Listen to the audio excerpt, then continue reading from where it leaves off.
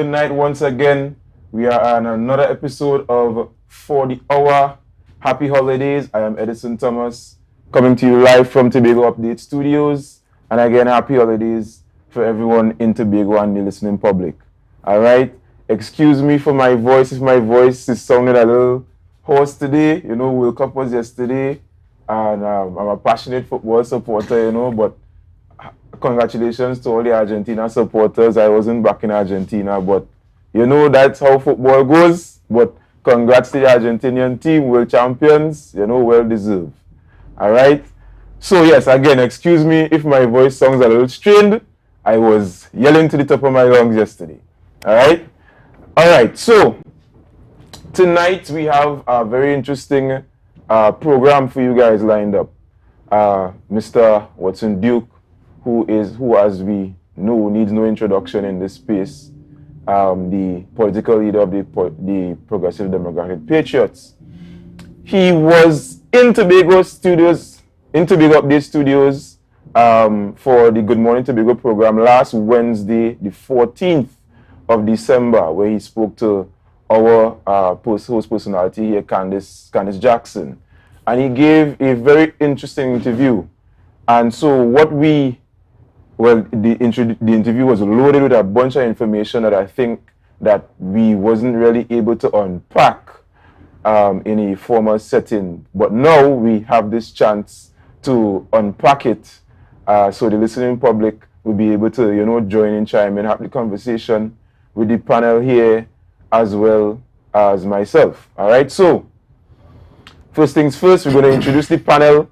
And again, the panel is no strangers. They are no strangers to the Tobago Update Studios. All right, so firstly, we have Mr. Jason Arthur, noted political commentator. We also have Mr. Leroy George in his capacity of former PDP elections officer, and Mr. Max James, who is former assemblyman for the Tobago House of Assembly. All right, so gentlemen, good night, good night, good night. All right, good to see you here in Tobago Update Studios again as we discuss and we unpack and analyze the statements made by Mr. Watson Duke on our program last Wednesday. All right, so how we're going to do it is that, again, usually we don't have enough time to really air out everything, but we try to make sure that we get all the pertinent clips fitted into the program tonight. All right. So firstly, I want to cue up the first clip, which would more be like, it would be what Watson really thinks of Mr. Fadi Chavez Agustin, as we know, who is the current chief secretary and former deputy political leader of the Progressive Democratic Patriots. All right. So producer, we have that one lined up.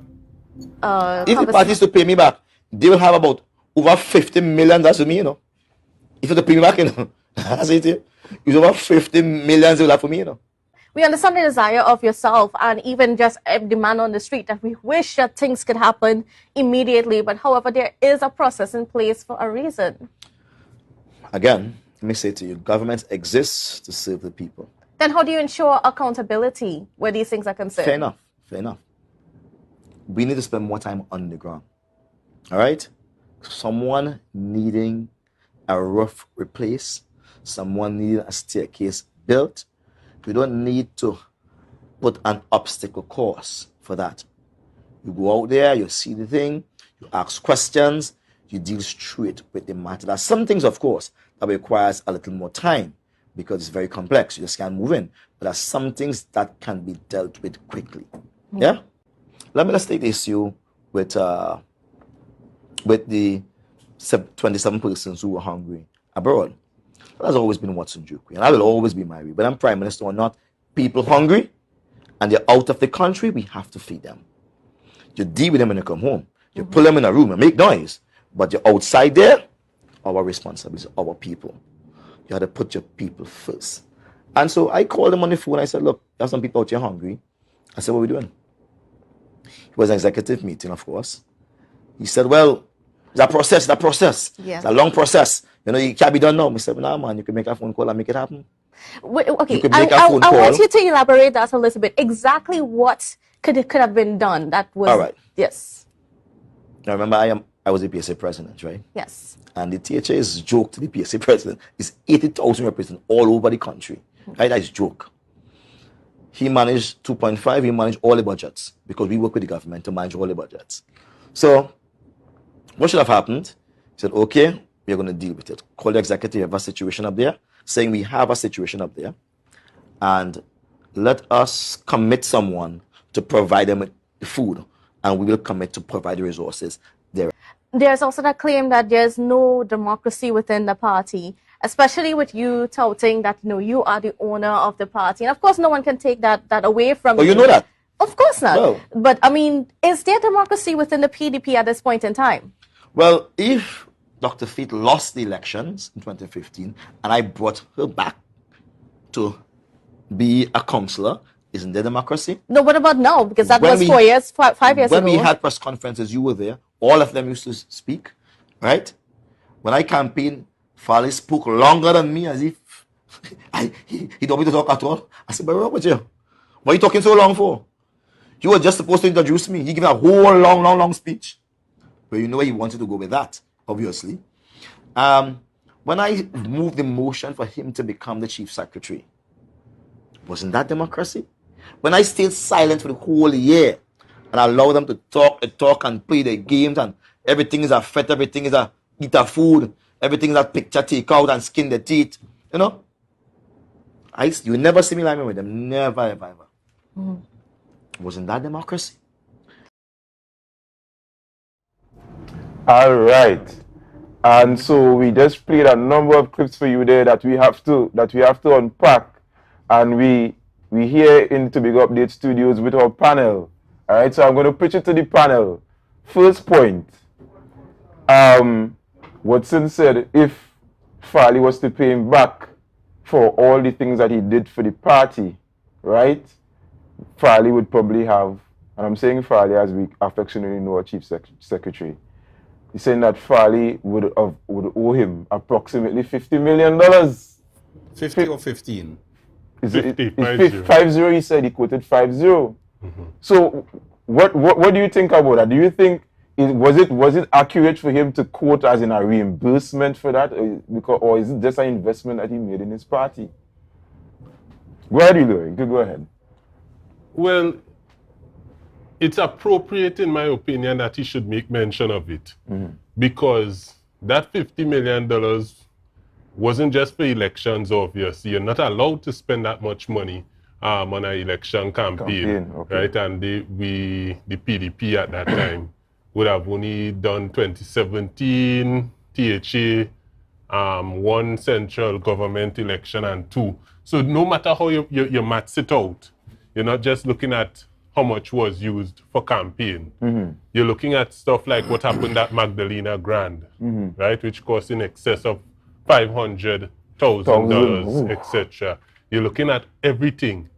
And now to see that this same THA executive that would have been elected on a PDP ticket, that would have been elected with the acronym PDP next to their name, with the bamboo bullify next to their name, etc., have now separated themselves, not just from the mandate that comes with the PDP, but also from the party itself. Right. If this goes into the judicial system, I think that is going to be something that will come up. Right. Because money went into it. Right. And so one could claim that he was scammed, especially if, because I heard Ansel Dennis, when Ansel Dennis was the chief sec, state that he knew that Farley was going around, because back then it wasn't chief sec Farley, right? It was Assemblyman Farley was going around telling everybody, don't worry, I have a plan to get rid of Watson Duke. He knew that. Right? Okay. And so and not only did he say he knew that, he also said he had court closed for that particular statement that he made. Right? Politicians and born so, in court closed, boy. So for him to be able to say that, one would now have to imagine that Mr. Duke and the PDP may have a strong case to say that he was intentionally swindled. What I took away from that was even more important, because all of that is individuals. Watson Duke is an individual, Farley is an individual, and I'd hope that this conversation goes on a higher frequency than the simple-minded frequency that would be necessary to discuss individuals and talk about ideas. And what I took away from that, what he said, is that I have a father. My father, my real father, Leroy George, father Roy George is my father. He's not the poorest man in the world. And if I had to beg anybody for money, I'd go straight to my father. Now, who pays the piper calls the tune? And I'm aware of that. I have to show him respect with the money that I spend for him. Right. But I would only go to my father. I'll tell you why. Because I don't want to end up in a situation where I'm in a troublesome situation. For example, we see where the chief secretary and his THA executive, by extension, would have given out $309 million worth in contracts for roads, unnecessary roads too.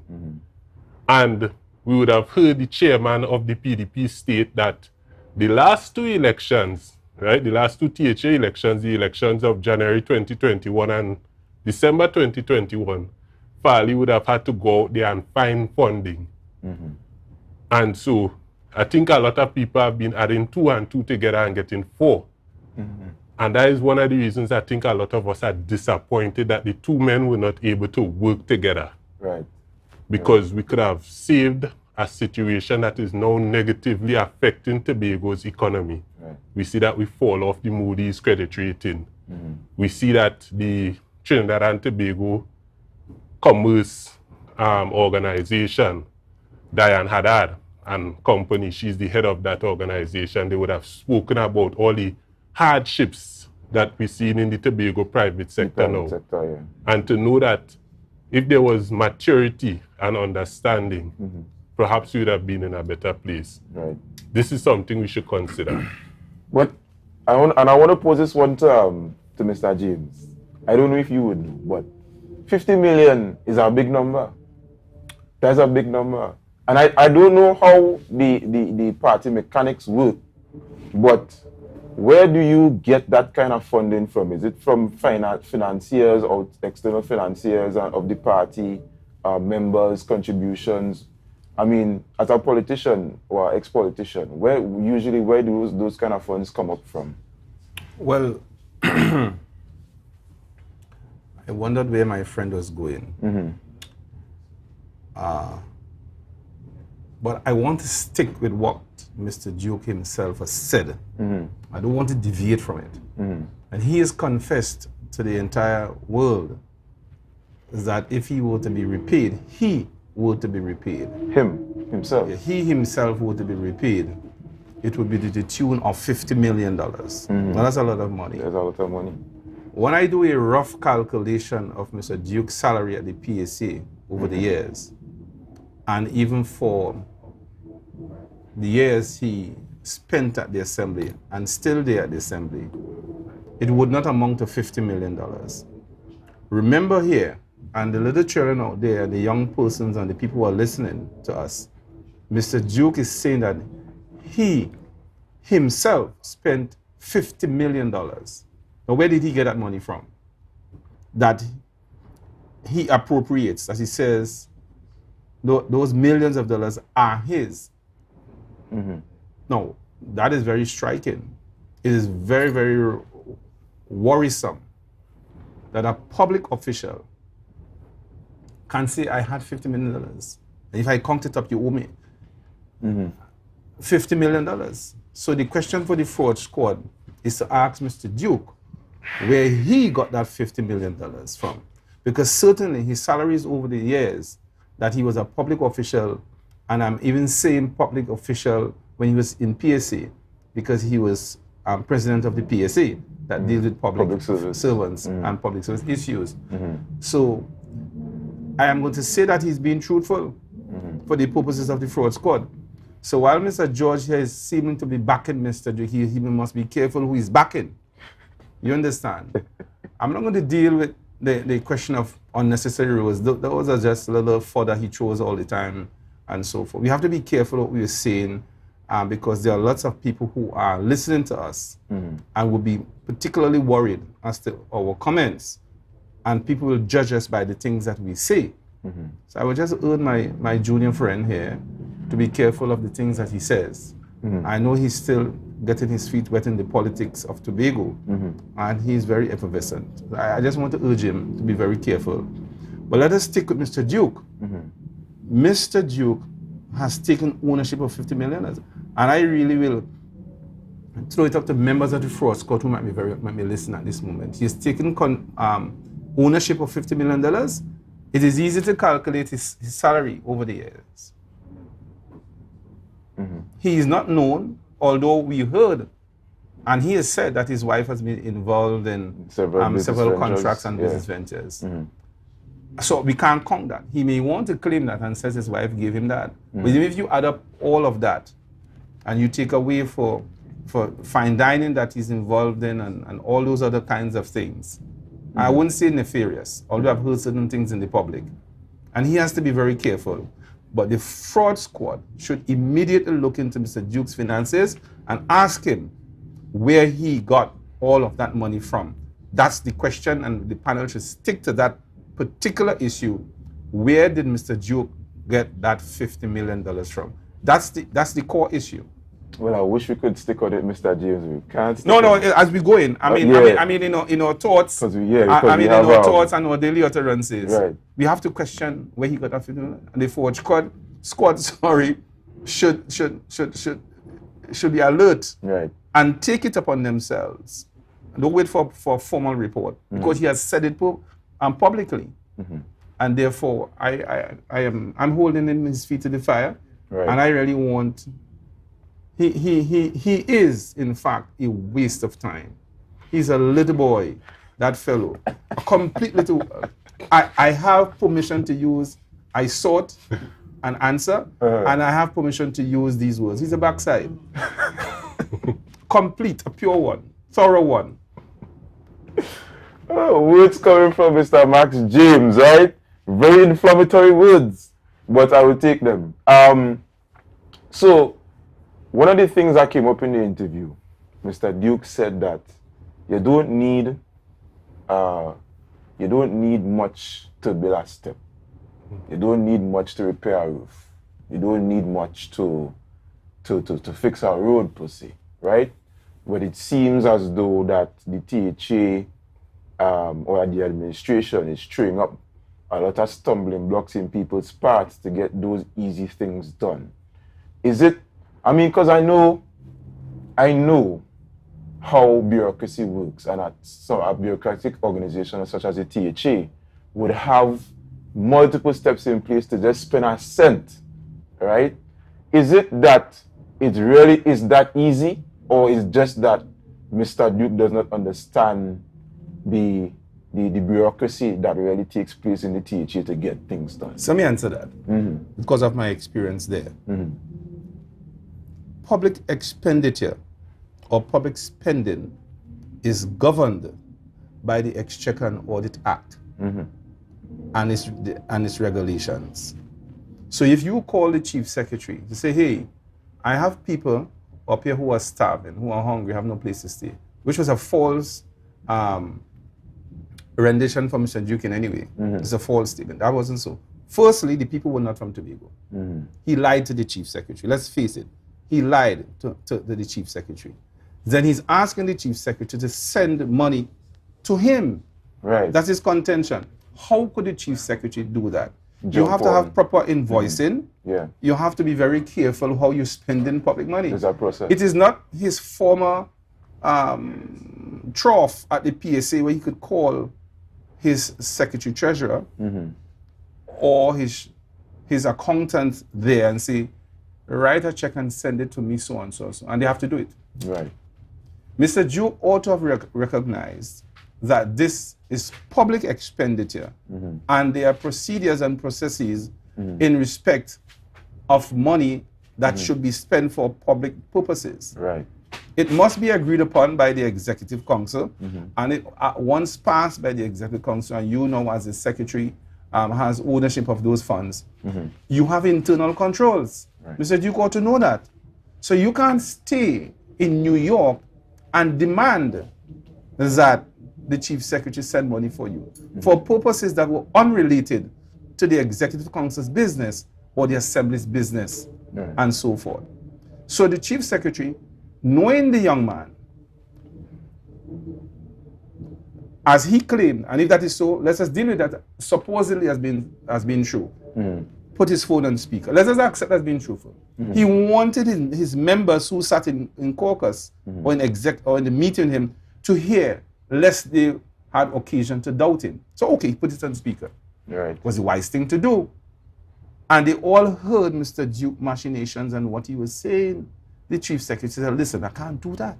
That is not how business is done, public funds. He himself, if the chief secretary had only agreed to do it and had done it, right now he'd be eating out of Mr. Duke's hand because he would have held that as a Damocles sword over him. The chief secretary is not a fool. The members, they are not fools. The only fool I recognize there is Mr. Duke. Because asking, no, he's a fool. He's asking for the chief secretary to engage himself in an illegal activity. Right. How could he do that? It's only a fool could do that. And the chief secretary would be more foolish to have acquiesced to that foolishness. So he quite rightly protected his office and the offices of every secretary who sits on or who sat, because he's no longer there, on his executive council. The chief secretary is sworn to uphold the constitution and the law, and he must act prudently in the discharge of his duties, particularly when it comes to Tobago's expenses and how we deal with money. He must. Otherwise, he would not be fit at all to be the finance secretary. So I want to applaud the chief secretary and all the members that remain that support integrity in what they spend and in accounting for those things that they spend. All right. Great. And so we want to run a particular clip before we move on to the next segment. Producer, we have it? Right? The same amount of time I spent doing an audit, you could have a group of persons working on these financial regulations specific to Tobago. But again, the young man, he doesn't know how to lead. He's young, he's wild, and he's quick to talk on his mouth, but he's slow in thinking. But when you put a child to lead who doesn't recognize the importance of leadership and being a man, this is what we have. Farley is an abject failure, but I'm on the people's business. So if you hear me a little passionate this morning, that's okay. It's because of the people's business not being attended to. Yes. While he's up and down the place. Starboy. You see what's happening here? That's child's play. That's a man, a young boy who is trying to show strength. This is why Standard & Poor's, well, Moody has reduced it, I've heard the explanation given this morning. That's not a true explanation. That's folly. That's rubbish. Why is it not true? That's rubbish. I could tell you, until I've been at the apex of the public service, I was. Whenever there is any type of a disruption in government caused by trade union or it looks unstable, everything goes down. Right? Everything goes down. Look at England. When this prime minister came in, the last prime minister before this one came to England, they wanted to do some financial arrangements that people weren't happy with. And immediately, stocks went down. And the dollar went down. As low as $5, it went down to. Somewhere around there. So again, once he came out, and he's attacking his political, everybody knows what's you couldn't take that. And the fight is far from over. Right? But when you came out attacking a giant, a man who has fought all his life, a man who has been on that path, people say, oh gosh, get popcorn. Start eating one time. This won't finish now. Moody said, downgrade one time. As the political leader, and as the deputy chief secretary, with the responsibility at that time for the diaspora, our diaspora was outside there. And I called him on the phone, and he's not doing anything about it. He's sidestepping the issue. I cannot, in all good conscience, go to sleep and say, well, maybe somewhere along the line, they could deal with that. I had to do what I had to do. And what I did not warrant that response from him. As my junior colleague, he should know his place. All he should have said is, if media pressing him, that's a internal matter and we deal with that. But then why All did you kind not of keep things- it internal yourself? I mean, because then he would not have a need to come out in the public and make a public response if you did not make the public call. No, it doesn't work like that. Even if I make a response outside, that does not give him the responsibility or the authority to act in such manner. It's like you telling your child, well, if do hit me back, and he's saying to you, well, if I didn't hit mommy, I wouldn't hit you back. But then why hit? Right? If you hit your child, I'm not advancing violence against children. But if you correct your child and a child answers back to you in a derogatory manner, as if he's trying to say, don't talk to me, how does that match up as good? All right. So we just lined up some clips for you there, public. And I'm in my glee tonight because you know it's back and all. All right. So first we wanna address how does the Mr. Duke think of his former deputy political leader, right? They would have shared and fought together for years, right? We're talking about since 2017. Farley was an assemblyman under his party, all right. But now he's referring to him as a child. Remember when I remember the term he used for Mr. Ansel Dennis, the child king. So now he is now crowning Mr. Augustine as the new child king. But does he forget, or does he forget to mention that he's the person that crowned the child king? Did you not know that he was, right? So we want to start with you, Mr. Arthur, because you haven't chimed in as yet since we started the program. What do you think? I think the first thing I'm going to say, before I even say anything about those clips, is sort of my impression when I watched the interview last week. Mm-hmm. And the overall impression that I had, the thing that I walked away with, was how absolutely jealous, at least it seems to me, that Watson is of Farley. That's how it felt to me. And I say that because I watched that interview twice. I tried to watch it with somebody else, and they went from watching it to enduring it. And I sat there and I watched that whole thing. And from the very beginning of the conversation, he said he didn't really want to talk about Farley. And he talked about Farley for the entire conversation. So that tells you something. So that's my first impression. And my second impression. These clips. When you look at these clips, one of the things you have to ask yourself is, when a man is speaking of somebody else in this manner, what was the person that he was speaking about, or what did the person he was speaking about had to endure while working with him? And I'm saying that because a lot of people, I was in a line yesterday in John Dial, and people were asking me, well, why did they leave? Why now? Watson isn't behaving any different than he has behaved in the past. And what I said to them was this: all of us grew up in a village where there may have been at least one person who, when everybody tells you, man, that person is a hole or this or that, you say, yeah, but it's my partner. And then a lot of us know that that same person we were saying is my partner, we end up falling out with that person because they visited that on us. And I'm saying, when I look at that stuff there, I wonder how much of that I'm hearing was visited upon the chief sec and the rest of the colleagues. But I'm going to leave it there for a little bit and let the other guys talk. What are you thinking?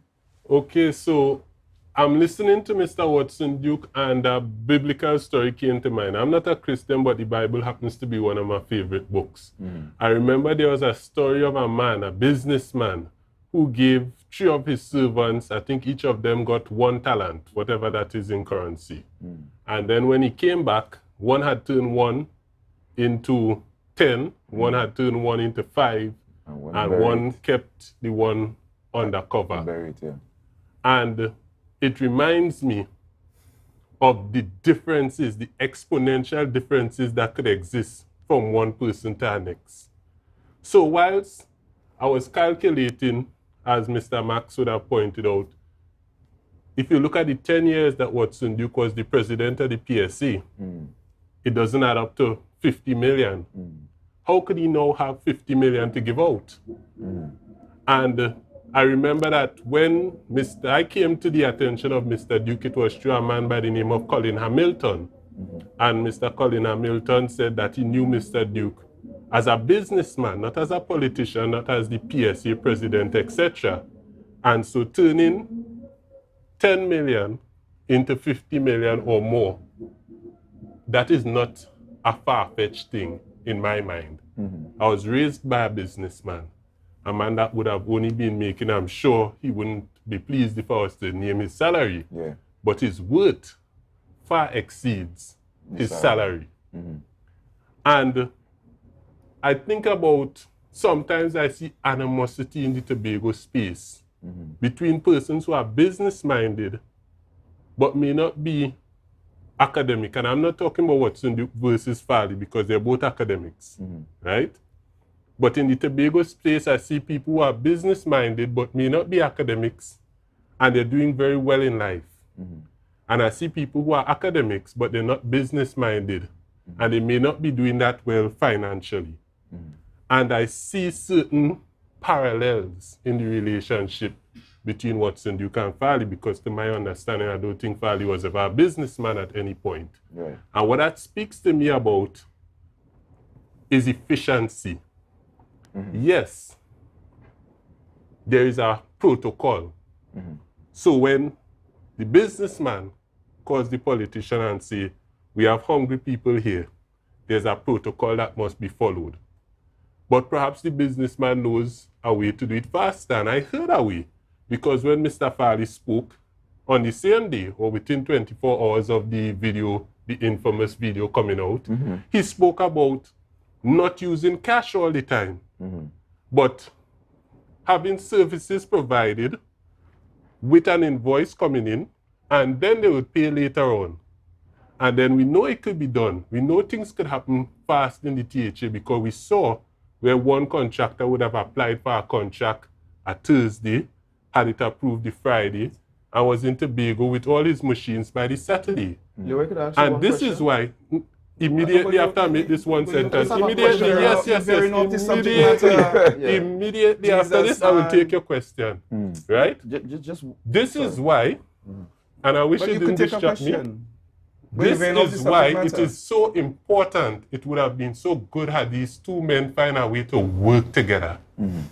Because we're seeing that clearly where one has strengths, where diplomacy is concerned, and the other one may not have those strengths. Where one has strengths where business is concerned, and the other one doesn't have that. We could have had possibly one of the better THA executives out here. And we don't have it. Wait, Mr. James. One quick.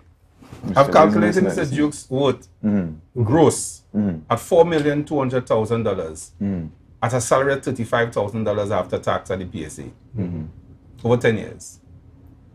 And that's $4 million. Yeah, $4,200,000. Where are you getting $50 million? Supposing that he has done the fellow who had 2 talents and he multiplied it 100%. In this economy, and the rate at which banks give you interest, it's impossible by any stretch of imagination to reach $50 million.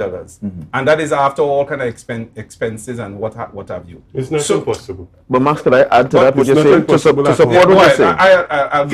Let me just support what you're saying. I am going to pretend that Watson indeed had $50 million to give to the PDP. Let's pretend that for a second. Right. We know for a fact that the people who spend those sums of monies want to get them back. Yes? Right. Businessmen are not going to give you that sum of money unless they want to get it back. Correct. And the question for me is this. I mean, not that I believe he had it, but let's just pretend for a second. We pretend. Good pretense. Yes, right? Did anybody in the THA want the deputy chief sec to be somebody who invested $50 million into a party? How would that person get back that money? How would that person prey on the THA to get back that money?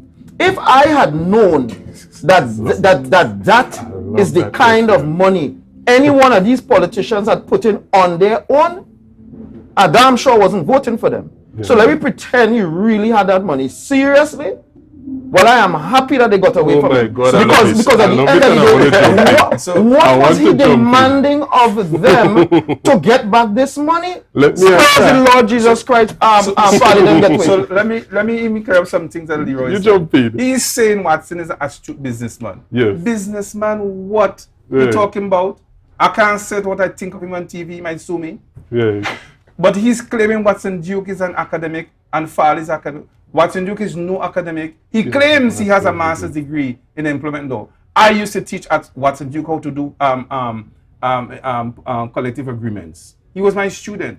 He could not even write a paragraph. But that was I so told long, the secretary. that was long ago. The man could have improved. He improved no way. He just got it. He claims he just got it before the last election. Somebody write that paper for Watson. You listen to his language. You listen to how he. No. It's a court closing a boy. No, that and libel and defamatory. I am saying, if I may jump in I at am this point. saying to you because I do not want the little children to look up to Mr. Duke as any kind of academic in this country here called Tobago. He's lying. I am claiming that he's lying. Let him sue me for saying that he's lying. Let us go to the university and see his cause. He have no master's degree at all in employment law. He cannot write a phrase. He cannot write a clause that makes sense in industrial relations. So let us disabuse that from our minds. Let's go on to the other issues. Jump in, Leroy.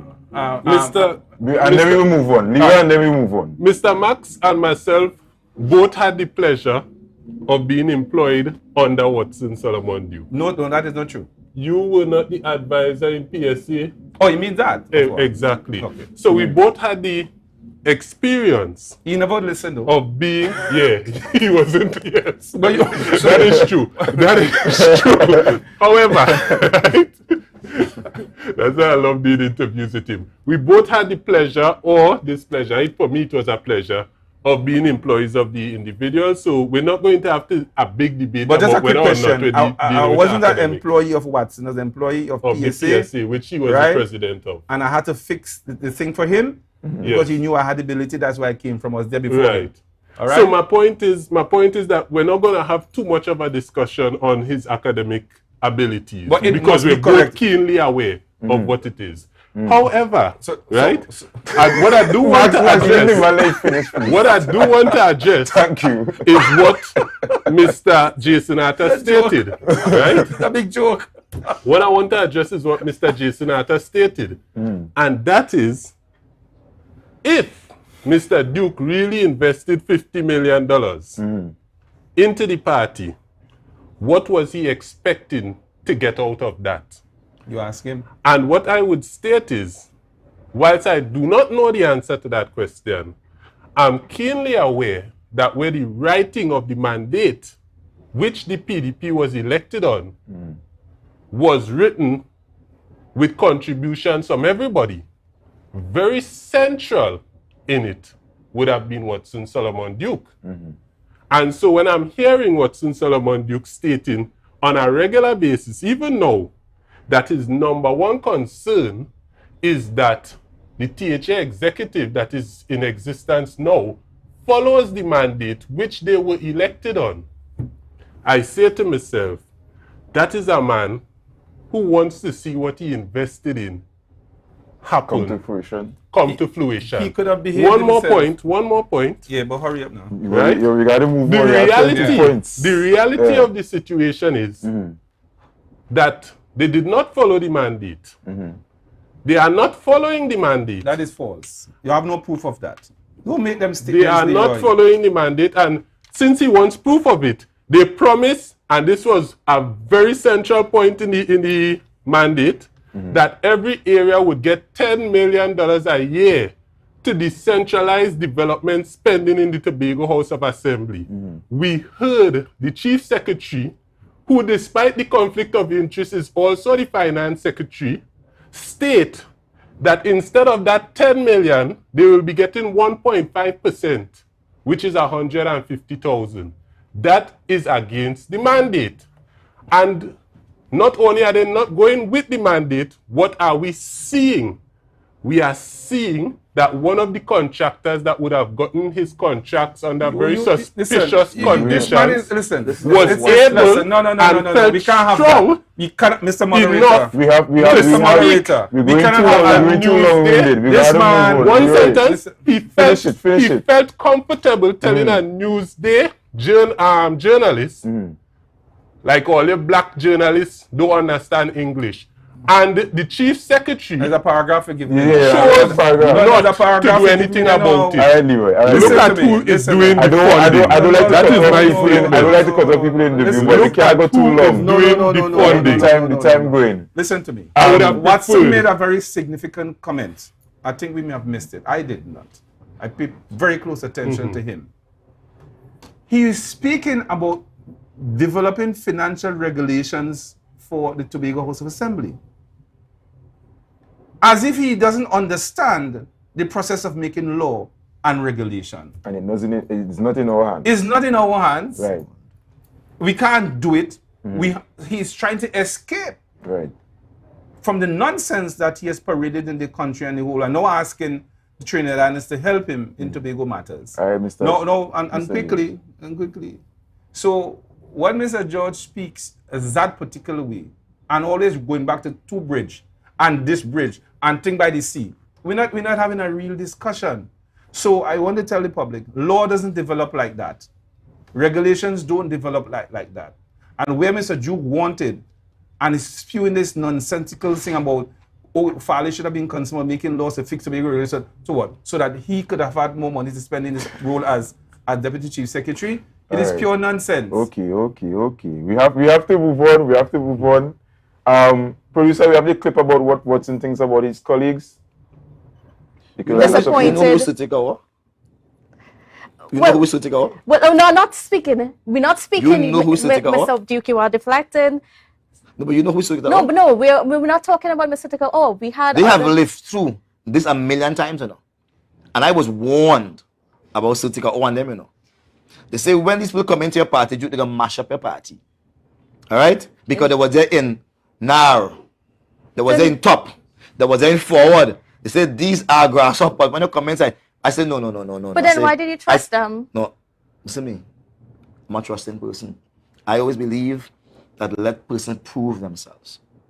But the truth is, All right, so Mr. Duke, I mean, throughout this conversation and even a lot of your utterings, your Facebook Live videos, you have made some very disparaging remarks against your colleagues. Now, like what? Like what? You've called them quite a lot of names. Like what? Like what?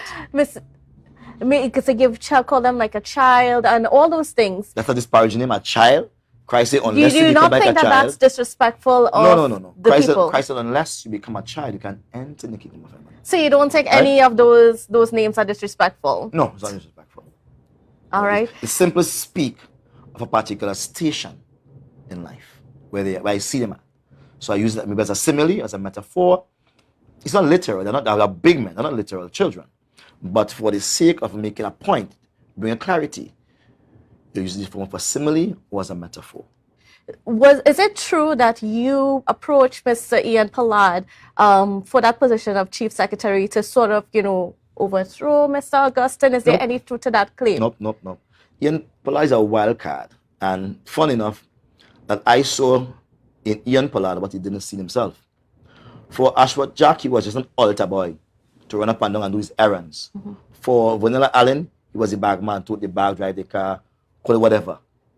He was not political stock. He was of no political material. I saw Ian Pollard. I said, look, we could use you.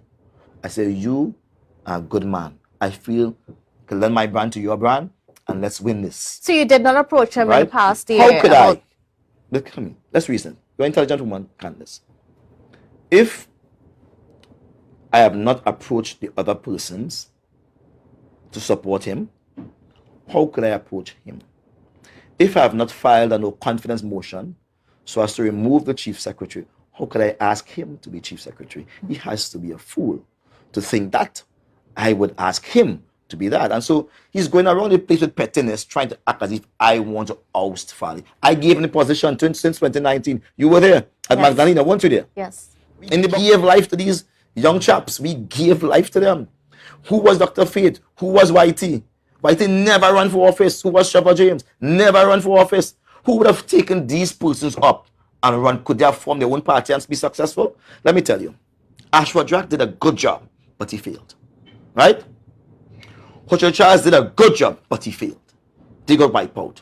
And so we had the forwards come in. They failed too. They got wiped out. You think they could survive this? To lead politics in this country, you need to be a brand name. Failure, no brand. I personally entered the space when there was silence. 12-0. And I became the agitator. I became the voice of reasoning. And then we got 2 seats. Dr. Faith failed. I brought her in. That's the kind of person I am. I believe in people. I believe in persons who are just ordinary. I believe I can make ordinary persons extraordinary. So Dr. Faith, Farley, or all of them inside the group, they were simply persons who were unknown in the wider sphere of our society, largely unknown. Farley was a school teacher, teaching 20 children, going to a church with about 15 members. You know, not a high-ranking official. Good? But I felt that Tobago needed young people. All right. So one of the things that people usually praise Watson Duke for is his choice of personnel. All right. They said that he's a good he's usually very adept at choosing the right person for the job. All right. that is what is coming out of the space. That is what I have heard over the past couple of years in his party. Mr. Watson Duke is very adept at choosing the right person for the job. Now, we are seeing that he may have, he's expressing his doubts that he may have misplaced his trust in some of his colleagues. And he spoke about Mr. Polar, and he spoke about Miss Sertica Williams as well. All right, so you want to pitch it to Jason. What do you think was the mishap when it comes to his colleagues and trusting his colleagues to get the job done? I don't really understand that question. Mm-hmm. I will tell you what I think of the stuff that he said. Mm-hmm. It appears to me that Watson has a lot of disdain for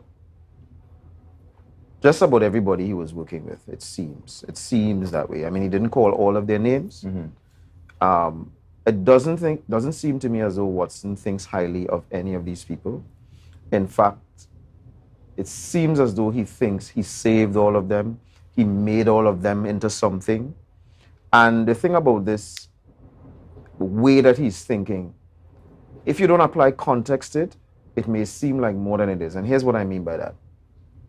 Watson is correct when he says that some of these people were not as popular as, say, him, or they weren't popular nationally. Yeah, that's correct. However, they were popular in the way he needed them to be popular. He needed Farley to be popular where Farley was so that he could win. He needed Faith to be popular where she was so that they could win. There are people who are popular in Trinidad among Trinidadians, but if they come to Tobago, they'll lose an election. And that would be of no use to you as somebody who's trying to win an election. So when he starts talking about them not being that popular, and you sit there and you listen to him, you may think that he has a point, but he has absolutely no point, because they were popular in the way you needed them to be to get the result that you wanted to get, which is to win. And so he spends a lot of time trying to sort of downgrade these people, trying to make it seem as though these people weren't that valuable, and the Midas touch, and he touched them on his head on their heads, and you know, Make them go the then. fact of the matter is this: for him to win, for him, and when I say win it all, not win in Roxwood Ellaford, for him to win, he needed the kinds of people who could win. And I'll leave it there. Let my colleagues talk. Go ahead, Mr. James. You can leave Leroy for last. He's long-winded. I mean, it's a pity. Well, that's the subject matter for tonight. Mr. Duke and his diatribe. It is really difficult to listen to that kind of nonsense. I looked at him at the Independence Day celebrations. And when Farley got this salute, I looked at that joker. And like he sat there like Alice in Wonderland. And I got the impression that he really wanted to take the salute. He wanted the eyes right. Yeah, everybody knew that. It was the talk amongst everybody there. And he sat there like as kingmaker, waiting for everybody to come and shake his hand. Hello, Mr. Duke. Good morning, Mr. Duke. Good. I said, me ain't going and shake no hand. He's to be ignored. He lost his opportunity to be a statesman, and as he wanted to be prime minister of this country. I'm very happy that we knew it, you know, but we couldn't do better. We knew that it was going to, he was going to fall by the wayside. And I'm glad that it happened now than later. I'm truly glad that it happened now than later, that he showed his true colors. Right.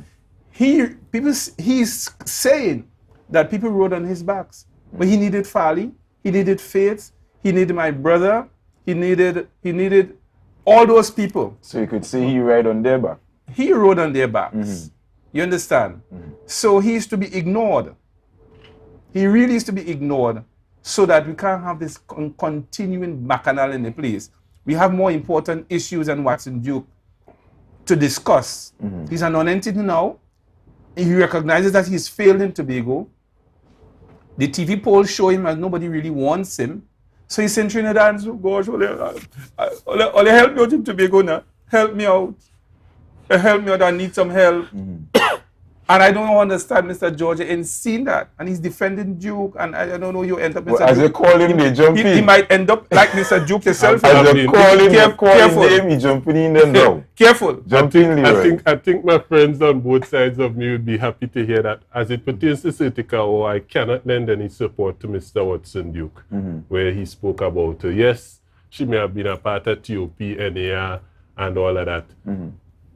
They were all fighting against the PNM at some point. So there is nothing to hold against her where that is concerned. Also, I would have had an opportunity to work with Ms. Sertica. I found her to be a pleasant and wonderful person in all ways and every way possible. As for the situation with him and Mr. Pollard, where Mr. Pollard, and I would have heard Mr. Pollard would have claimed that Watson had attempted a mutiny, because that's basically what I'm hearing. Or a coup. Right? A coup. I have never heard Mr. Pollard lying in a public space. I've never even heard him lying in a private environment. And I've never heard Watson Duke lie in a public space, nor in a private environment. And I would state that one of the things I didn't like about that interview is that whilst events were spoken about, and we know average minds speak about events, whilst ideas were spoken about, you know, great minds speak about ideas, a little bit too much conversation was happening about individuals, about people, because we know the third part of that saying, small minds speak about people.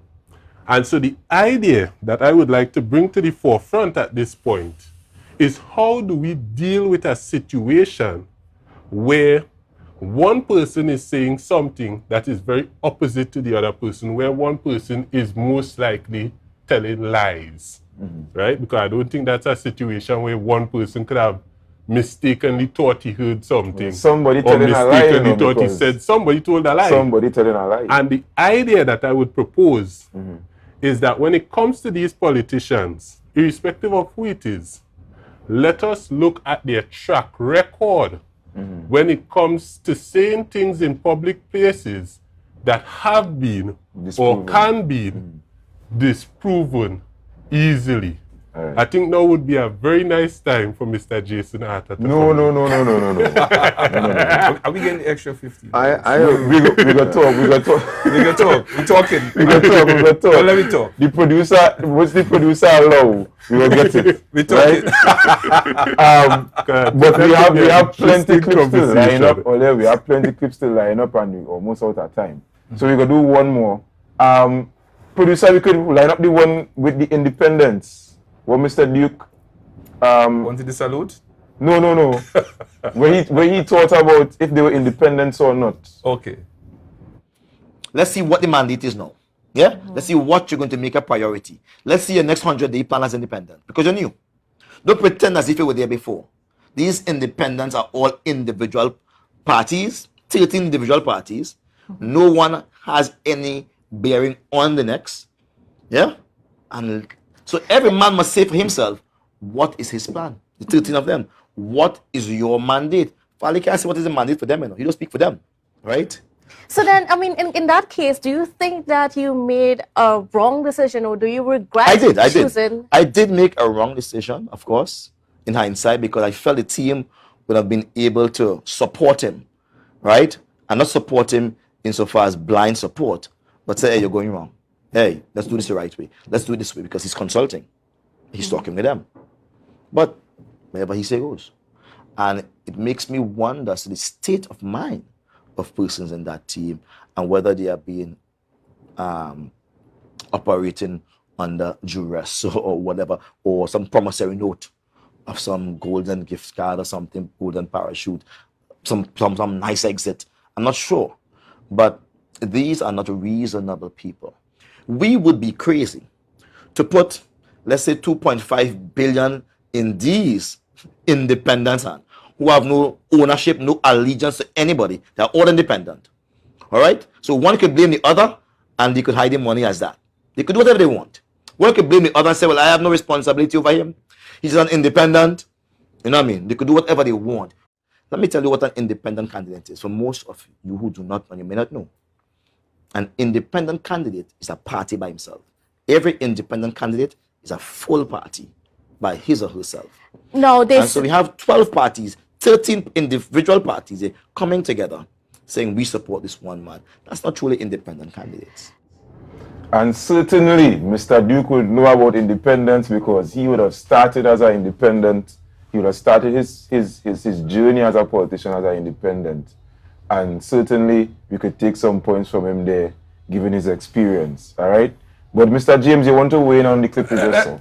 Let's do a little bit analytic philosophy on the term independent. Independence. It's a very loose term. They may have, perhaps the Chief Secretary may have said independent, but it's a wrong term. They are not independents. And let me show you why. The mere fact that I resigned from a party and stand as an individual under the THA regulations doesn't make me an independent per se. Emphasis per se. So let's dig into the term a little bit more. They didn't come in and fight an election in the classical way of an independent. So the opposite can't be true, that because I have not resigned, I now become an independent. See what I'm saying? We could add further to that. All of them would have signed a letter saying, we support a particular person once again, because I've done it officially when the Chief Secretary was nominated. So let's understand English language and let's use a little bit more for gray matter. So listen carefully. If 1, 2, 3 say we support you, are we necessarily independents? Because we are now a group that now gives support to you. So on 2 counts, we can see that they're not truly independents. And Mr. Duke and some of us in the public I want to see. Let me make a correction to having established that. Let me make a correction on what Mr. Leroy George said. And he spoke about the mandate and constituency allocations. It was a presumption or if you don't want to use that word, it was an assumption that, look, we are going to get so much money, and if we get that money, we will be able to distribute that money across the various constituencies. We know what happened to our budget. That is what should be talking more, perhaps every day. So, Mr. Farley, while they would have set up on a pathway of giving true community spirit and involvement in spending money as they see fit within their constituencies, it could not happen. So to come here tonight and bash the chief secretary, that, oh, you didn't follow the mandate. Nonsense. You can only spend what you have, is a law of natural justice. You can only give what you have. And you can only spend what you have. And therefore, that kind of thinking doesn't stand on 4 legs at all. Not even on 2 legs. Because you can only spend what you have. Yeah. So having reviewed the budget, he said, listen, instead of what we had originally thought of giving, we can only give this amount. So the mandate is fulfilled in some way. It might have been it might perhaps be in a minor way, less substantial, but it's still been fulfilled. And so there's nothing wrong with that particular promise. All right. So and then Mr. Duke is talking about things he really doesn't know. He never sat down he always had people acting on his behalf, He himself will fly around Port of Spain with a bullhorn, make another talk. I used to tell him, listen, you don't operate so as a president of the PSA. I was one of those persons that built the PSA, that made some of the regulations in this country. Mr. Duke never made one. Other people, the last collective agreement for the doctors in the TRHA, I wrote it along with George Bell and another officer. And he never wrote anything. He came and he signed it. That's all he was doing. He doesn't have a clue. So when he comes and he speaks like the way he does about the THA regulations, he doesn't know the law. He used to be ignored. I think he should go and tie out himself in some pasture and stay there. But Max, is like I tell you, there's praise the man for knowing the person to do the right job. And so he put you to do the job because he knew he could do the job. And then he come and he sign it because he knew that. Yeah, but don't come after you've given people a job to do. They're acting rightly and correctly and prudently and following the law and the Constitution. And then you say, listen, well, listen, you're not following me because we know what he wants to do. We know what he did with PSA money. He's been criticized left and right by the membership. So we know that he could be trusted. We were hoping against hope that he will act properly and prudently. But he did not. So let him not come and spew nonsense in the public. You understand what I'm saying? So you can't give people a job to do. They're doing it.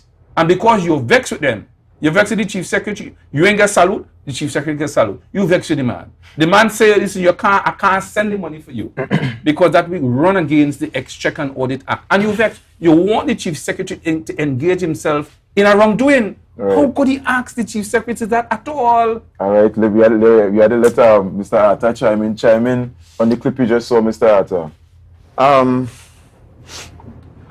So I heard Max spending some time trying to define independence.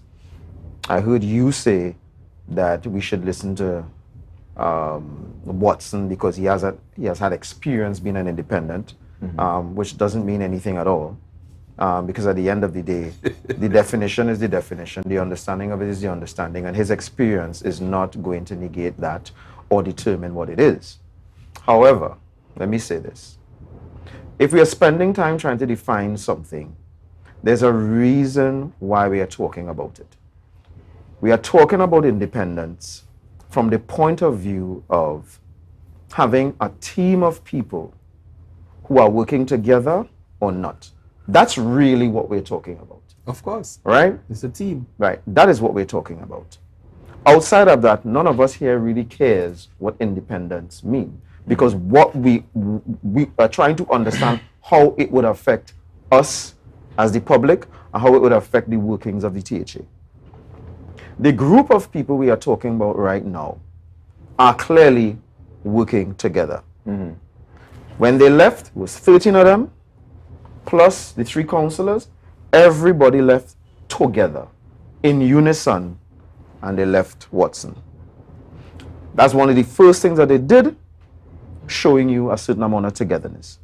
So when we sit here right now and keep talking about independence, independence, independence, This is only Duke saying that, eh? yeah, without understanding why we are talking about independence, it doesn't actually make any sense. Is anybody in the public right now disbelieving of the fact that the group is working together? I don't think anybody genuinely believes that they're not working together. They're still working together. They were working together yesterday and they resigned the PDP today and all of a sudden they're not working together. It's a bunch of nonsense. We're just putting noise into the space, and I'm trying to understand for whom that kind of thing is beneficial. Well, let me ask you this. What do you think about the statement he made about them being independent, they would be able to do whatever they see so fit? Again, But the evidence doesn't show that. But hold a sec. Again, them doing what they want has nothing to do with them being classified as independent, them being classified as PDP, them being classified as whatever. He is the chief sec. And the chief sec has authority over them. You understand? And so they have to answer to him. So it doesn't matter what you call them. You could call them pineapples. It doesn't matter what you call them. They still ultimately have to answer to him. So all of that about them doing what they want because they're independent, all of But that is Jason, I just nonsense. made the point that I like definitions, and we continue to develop definitions because when a new body of language is given or is exposed, we clear up definitions and we have a greater understanding. So we have to be very careful. While I agree with some of what you're saying, we have to be very careful if we allow the term to be loosely said and extrapolated in the public. And therefore, for me, and I don't like saying it, for me as somebody who went to university, we have to be careful how we use terms. And what you are saying supports the notion, the correct notion, that they're in fact not independent, because that suggests a negative manner of speaking. Just to jump in and say, as long as you're not, I just want to say, as long as you're not registered to a party, Leroy is no learning. I'm sorry, as long as you're not registered with a party, you're an independent, right? But not in the classical way. Right, exactly. So we have to be careful. Right, yeah. But it doesn't mean I'm independent as in I'm not working with these guys here. So that is the clarification we are seeking. Yeah. Now, I'm happy With your permission, I'm happy Mr. that you're learning at our I would like to- I'm happy that you're learning at our feet tonight, all right? Let's confess it. Yeah. Go ahead. And I'm happy to be learning at your feet also. Right? No. And I think you both would be happy to know that I agree with both of you guys. Right? If you look at Act 40 of 1996, the Tobago House of Assembly Act, you would see that whether or not you're a member of the THA executive has nothing to do with whether you're PDP or PONM, anything. If the chief secretary wants, he could hire everybody from the opposite side and put them in the executive. Correct. Right? And he does, and the Constitution does clearly state, he does have the authority to direct that executive. So there is no independence in terms of the direction that that executive goes into. Right? So in terms of the functionability or the functioning of the Tobago House of Assembly executive, there is no independence. However, they did refer to themselves as the independent collective. We know it's an oxymoron. We don't want to beat them up too much about it, but it was what they referred to themselves as. But is it an And they oxymoron? are. Is it? Yes, it is an oxymoron. But as the same way I did not not so distract- certain about that Listen, anyway, listen, but listen. go ahead. I did not distract Go you. ahead. I did not distract you. Go ahead. I would But like you only you also question show the me term- the same level of respect. Well, you only question the term oxymoron. You would have an opportunity. It is an oxymoron. Everybody knows that it's an oxymoron to call yourself an independent collective. That being said, there was a time, right, and I'm speaking about from the time adult suffrage elections took place, that's 1945, right up until elections. Whenever you had a general election, the amount of votes collected by independent candidates would outnumber the number of votes collected by whichever party won, right? And so what that told us is that people respected the independent opinions of the individuals. And then when we look at what happened between that time, we saw all the steps that led to us becoming an independent nation happening.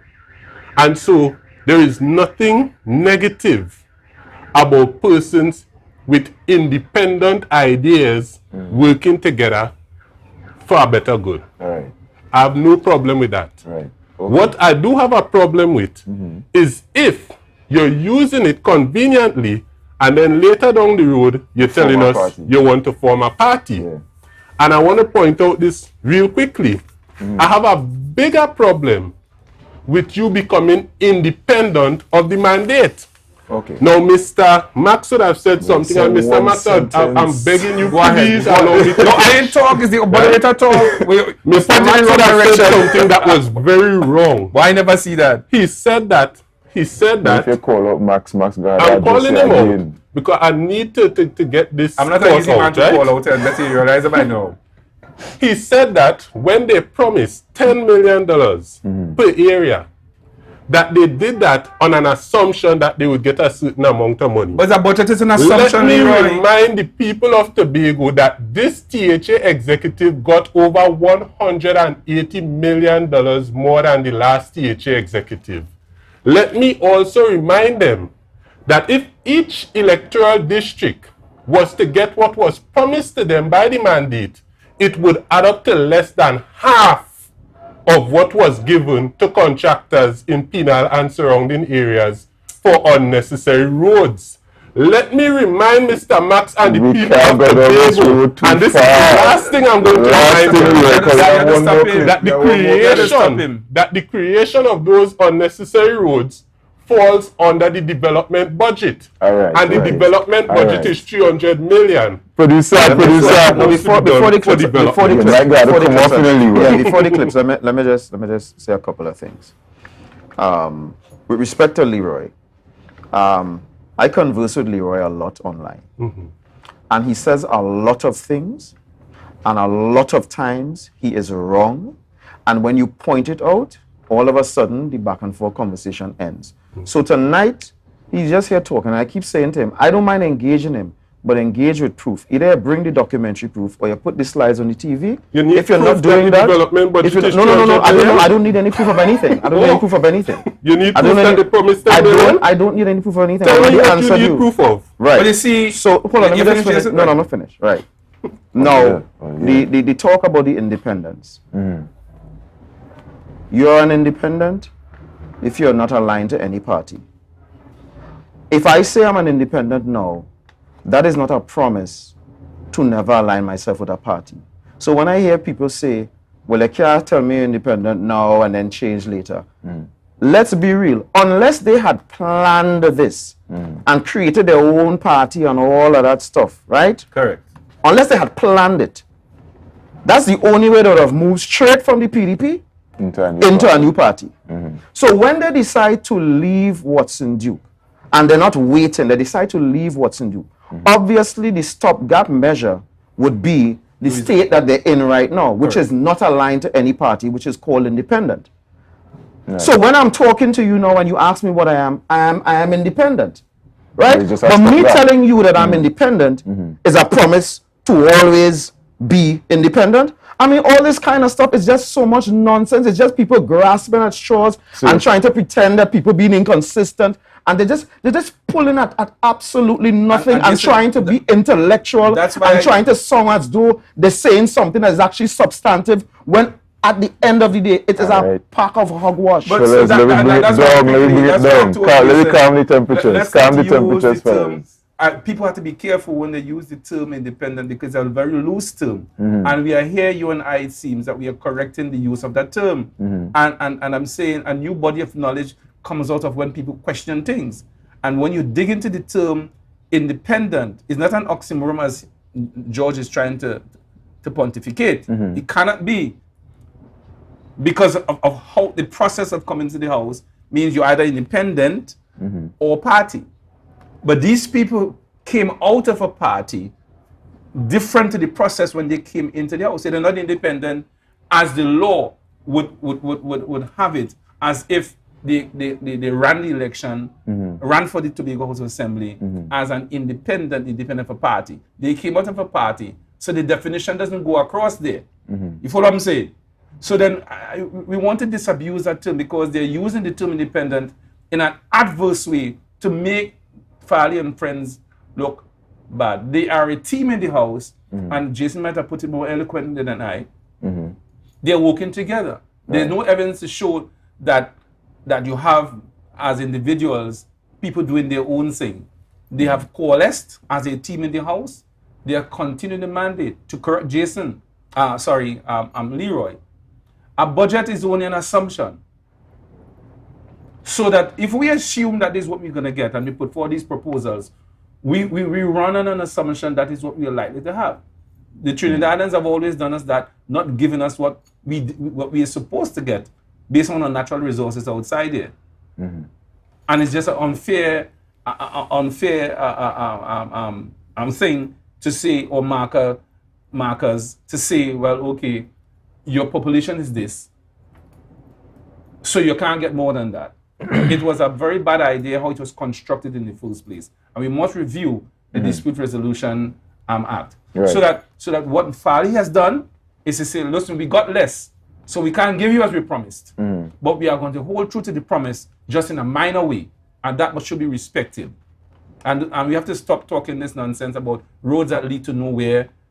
I used the back road today to get away from the traffic.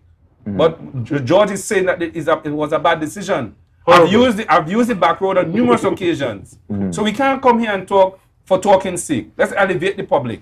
The back roads are useful, and I won't comment on it again. I've spent enough time on that nonsensical thing about back roads and bridges are not important.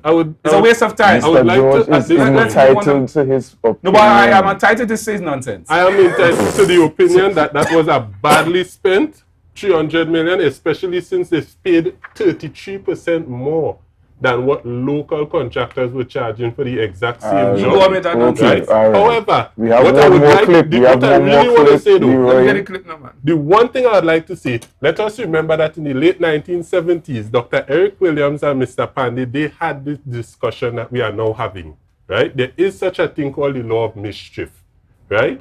Whereby we look at why a law came into existence. And when Mr. Pandey and Mr. Eric Williams had the discussion, and you would correct me if I'm wrong, but there was understanding. Not a law. There was understanding. There was all of this understanding. Everybody talks a lot of that you cannot pay and then try to govern with another. All right, okay. Leroy's finished. There's no mischief that is a law. Leroy's finished his point. The mischief is a rule. It's a principle. Yes, Mr. James, it's a principle. We understand. But you can't say Mr. that Lewis finished. because people believe him. Principle is law. No, it's not. Principle is moral law. All right, okay. Principle is moral law. We have one more clip. This is going to speak to democracy in the PDP and how democracy was run within the PDP. Producer, you can line up that clip first, please. There's also that claim that there's no democracy within the party, especially with you touting that you are the owner of the party. And of course, no one can take that away from you. Oh, you know that? Of course not. No. But I mean, is there democracy within the PDP at this point in time? Well, if Dr. Feet lost the elections in 2015 and I brought her back to be a councillor, isn't there democracy? No, what about now? Because that was 5 years ago. When we had press conferences, you were there. All of them used to speak, right? When I campaigned, Farley spoke longer than me as if he don't want me to talk at all. I said, but what you? What are you talking so long for? You were just supposed to introduce me. He gave a whole long speech. But you know where he wanted to go with that, obviously. When I moved the motion for him to become the chief secretary, wasn't that democracy? When I stayed silent for the whole year and allowed them to talk and play their games and everything is a fet, everything is a eat a food, everything is a picture take out and skin the teeth, you will never see me lying with them. Never, ever. Wasn't that democracy? Was that democracy, and is there currently democracy in the PDP? We're going to start with Mr. Jason, and then we'll make our way around. Do you think that there's democracy, or what Mr. Duke was alluding to in the clip, there was democracy in the party at the time? I don't know if she was asking if there was democracy in the party at the time. I think she was asking about now. No. Okay. Right? And I mean, in one of the clips, it ends off, well, not ends off, it says owner, founder, blah, blah, blah. I mean, I thought that was like so ironic, you know, in the clip. I mean, it literally kind of sort of sums up more than most likely what is going on within the party. I remember when I first heard that the deputy political leaders were removed. And I called a friend of mine, because I'm not in the party, right? I have friends in the party, you know, and I called and I was like, how is this possible? How could he just remove, you know? And he speaks of democracy. Right, and I'm like, but why would you all have agreed to something like that? You know? Particularly with somebody who is noted for being a little erratic. You know, it just didn't seem to me, given who the political leader was, to have a rule or a law like that within your party. And I'm saying law, you know, loosely. But it's kind of obvious to me that the kind of democracy that people would expect in an organization like that probably was not the case. And what you're seeing now is the fallout of that. I don't know how well constituted they were. I don't know, you know, necessarily what the rules and regulations, you know, were. But I will say this.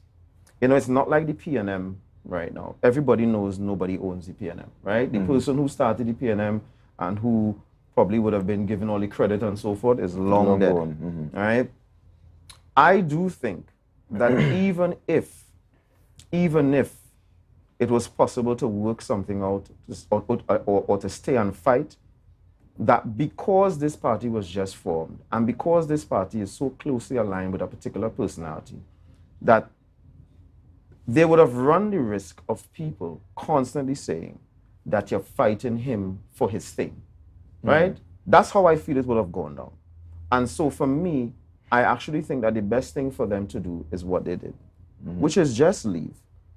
And hopefully this thing that you form eventually is going to be something that belongs to the people, so that nobody can say, if there's a fallout next time, that this is mine, and when I started it was me, my dog and my brother and all this kind of nonsense and whatever the case would be. So that's how I think it should have gone down, just as it did. And I hope now that they move from strength to strength. Right. Mr. Max. Yes, sir. Do you think that there's democracy within the PDP? Certainly how they're operating, or how they have operated as well. Well, the past PDP or the new PDP? Well, Because I say that mischievously. Even Leroy supported me. You understand what I'm saying? Because the new PDP, as far as I see it, is Watson Duke and Mr. Sean Ed. Right. I haven't seen anybody else. I'm not seeing anybody. I haven't heard. Maybe they are. Or maybe Leroy is now looking for, because it's a role there. Go back with your boy, Leroy. Go back with your boy. He has told us off here that Watson is his boy. I love him.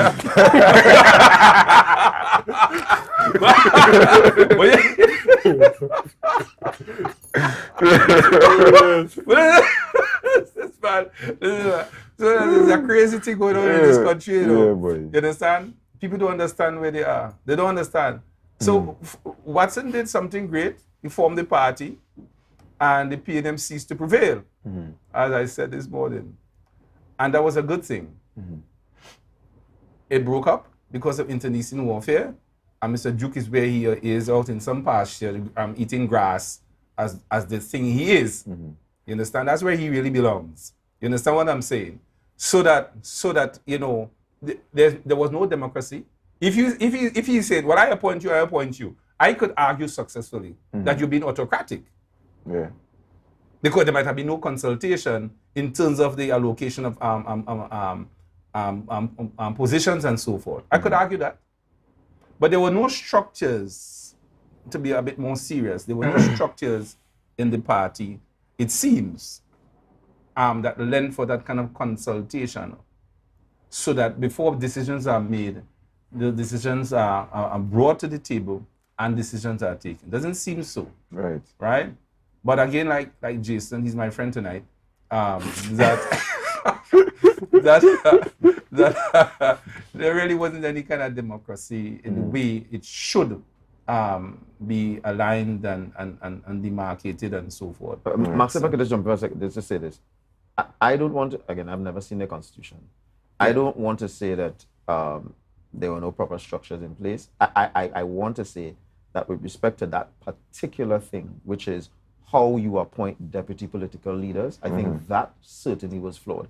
As to the rest of it, I really don't know. Well, whatever it is that he appointed and he disappointed, but the way he went about it is either he usurped, if there were proper structures in place, then he was autocratic and usurped his own constitution. So that on the next front, and I agree with you, Jason, is that the Farley and friends and the wider Tobago people should put the proper structures in place so we can have proper leaders emerging and so on. I never joined the PDP because Watson was there. I know how he treated us in the PSA. And before he said, if I'm actually, he never fired me. When I gave him my final report, listen, you're not doing this thing right, he didn't agree with me. I resigned.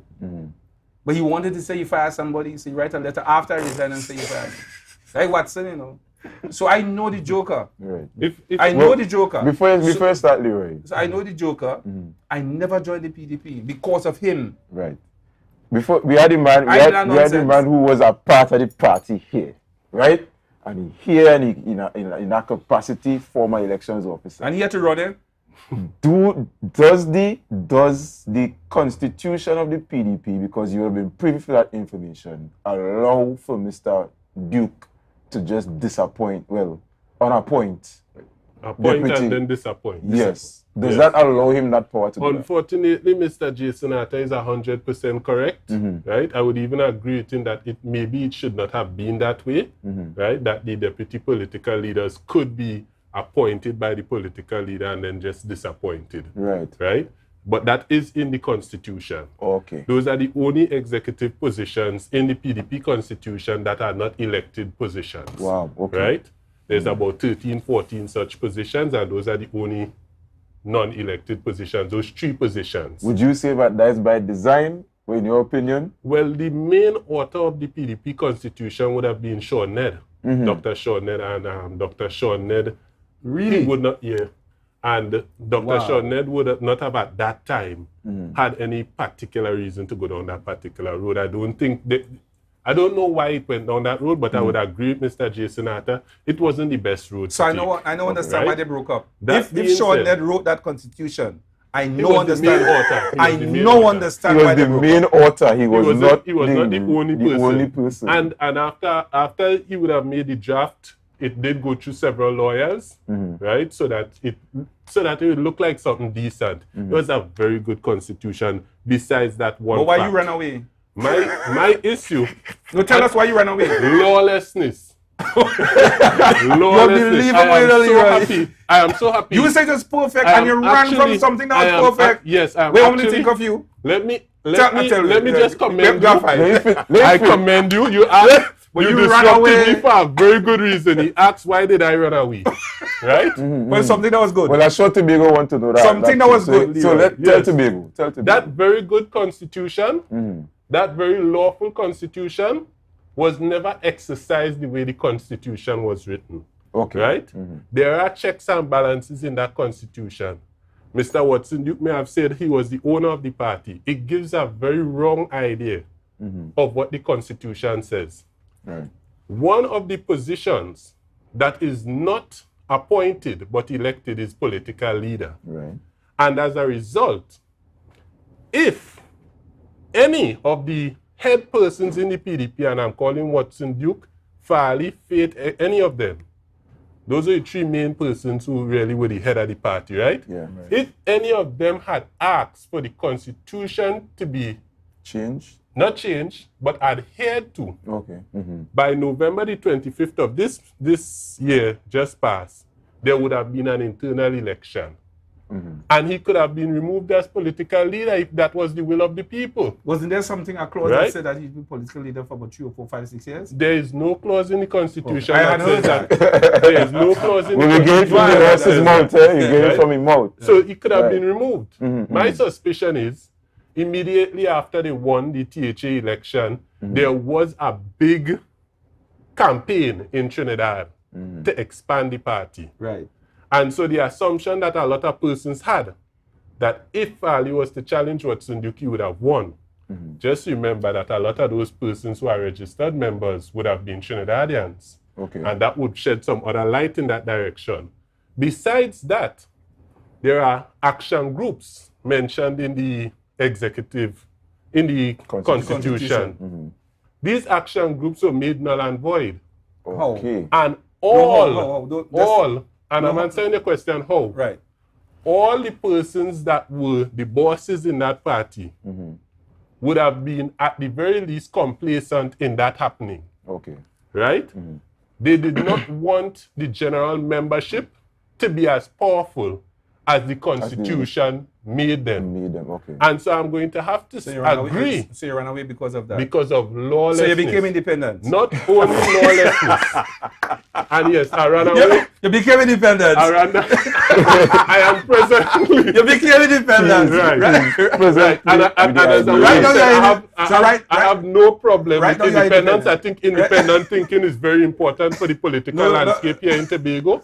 And I just want to point out one last thing. That party would not have broken up. Things would not have gone in that direction had all those individuals, or had any of those individuals decided to not be lawless. Not just lawless according to the Constitution, but I would correct all of you when you say that principle is not law, because to say principle is not law is to deny moral law. And that follows whenever you go against a constitution. I want to join, and this is my last thing, I want to join with the two gentlemen next to me in saying that if Fali and Friends was to go ahead and form their own party, we would hope that what was done in the PDP would not be done in that party. You go join them? Would you join? Would you join them? Would you join? Me and Max want to know. No, I would not join that party. You form your own party? I would never join that party. party. The man is part of the idea currently. No, I don't think so. I would never join that party. You leave the idea as well, right? I much prefer Dr. Denise over anybody else. So you're independent of the idea and independent of TNM. You are true independent. Voice any opinion that sounds like it come from anybody other than me. You are true independent. Leroy the true independent. When it comes to voicing my opinions, yes, I'm a pure independent. Leroy George is true independent. Yes, when it comes to voicing opinions, give Leroy a clap. I work diligently to be independent at all times when it comes to voicing opinions. But the important thing is that you follow the Constitution the next time around. I hope that PDP starts following their Constitution. I hope when Fali them do the thing, they follow the Constitution, and I would advise both sides. I will not join. I would advise both sides that whoever is first to empower the people through the Constitution, because I'm sure even when Fali them start the party, the Constitution would reflect some empowerment of the general membership. Whoever is the first to adhere to that empowerment, that is morally obligated even before the Constitution happens, that is going to be the one that would take the lead, because that is the one that would motivate and activate the core members. So when we talk about principle, as he claims, moral law, we're not talking about that. When we speak about law developed through mischief, and so mischief is not a law. Mischief is just a reason why, or a set of reasons why that give rise to a law. Right? Okay. The law is the legal infrastructure by which we are supposed to be conditioned. All right? So you're entirely incorrect when you speak about mischief being a law. So there is not a single Let me correct. Let me clarify. So you're saying the law mitigates against the mischief?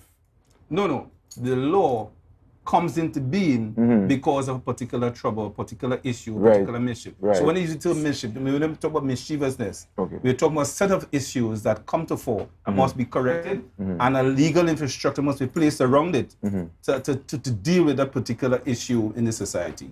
So you So deny law is you're not- denying the so- existence so- of moral law. I would That's not the issue. I would That I is would the talk about issue. your You statement. cannot say You that talk about there your is law. statement. There is not the Leroy, law, there is a law. I will You're give talking way to about- the experience of You're Mr. talking James. about. I am stating that moral law yeah. exists. But And that I'm wasn't asking the you issue if here you tonight. deny that. No, I don't deny. And if moral I law don't- exists, Fellas, then we give principle is law. more than we We're give talking more about than the law allotted as we are time. Yes. We We're have talking to about the law go. and what the legal infrastructure has been conditioned by in the country. Even the legality All right? of law is So governed that, by We are- moral law. All right, gentlemen. I have to say, I totally enjoyed tonight's discussion. Me too. I am thankful to the producer. Thank you, Mr. Producer, for giving us the time. Closing remarks. Yes. Thank you for giving us the time to really air out this thing properly, right? Mr. James asked him for closing remarks. I don't know what else he wants to say. You have said it all. All right? Okay. So, but I thank you so much for tuning in to Tobago Updates and for the hour.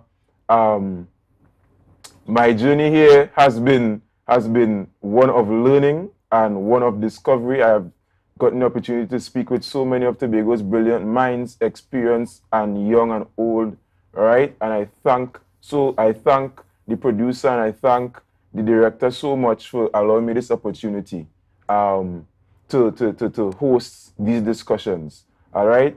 But it is time to call it program for tonight. Again, thank you, producer, for the extra time allotted, right? We give all that blockbuster show for probably the final show for the year, all right?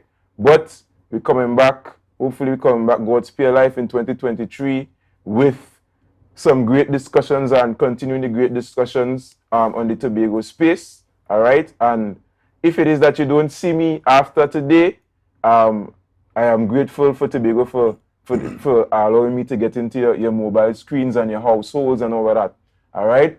But it is time to wrap up tonight's show, and well, have a Merry Christmas, and if we don't see you after Christmas, have a bright and prosperous 2023, all right? This has been For the Hour. I bid you good night, Tobago.